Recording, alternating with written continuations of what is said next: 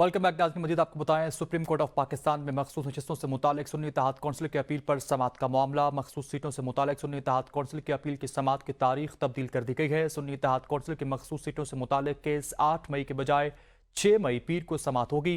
Justice Mansoor Ali Shah की सरबराही में 3 रुकनी bench समाअत करेगा। जस्टिस मोहम्मद अली मजहर और जस्टिस अतर मिनुल्लाह भी बेंच का हिस्सा हैं। आपको क्या रखेंगे, इस वक्त तारीख में तब्दीली की गई है। तारीख 9 मई के बजाय अब 6 मई मुख्तस कर दी गई है। 6 मई बरोज पीर को समाअत होगी। जस्टिस मंसूर अली शाह की सरबराही में 3 रुकनी बेंच समाअत करेगा। जस्टिस मोहम्मद अली मजहर और जस्टिस अतर मिनुल्लाह भी बेंच का हिस्सा होंगे। इस हवाले से मजीद तफसीलात जानते हैं अपने नुमाइंदे बिशारत राजा से। बिशारत, आगाह कीजिएगा, समाअत की तारीख में रद्दबदल किया गया है। जी, ये मखसूस नशिस्तों से मुतल्लक सुन्नी इत्तेहाद कौंसिल की अपीलों पर समाअत का मामला है और इस सिलसिले में आज सुप्रीम कोर्ट ने एक नई कागज जारी की है। सुन्नी इत्तेहाद कौंसिल की मखसूस नशिस्तों के हवाले से इस केस की समाअत पहले 8 मई को होना थी और आज नई जो कागज जारी है उसके मुताबिक 6 मई को बरोज पीर को इस केस की समाअत होगी। जस्टिस मंसूर अली शाह इस बेंच की सरबराही करेंगे।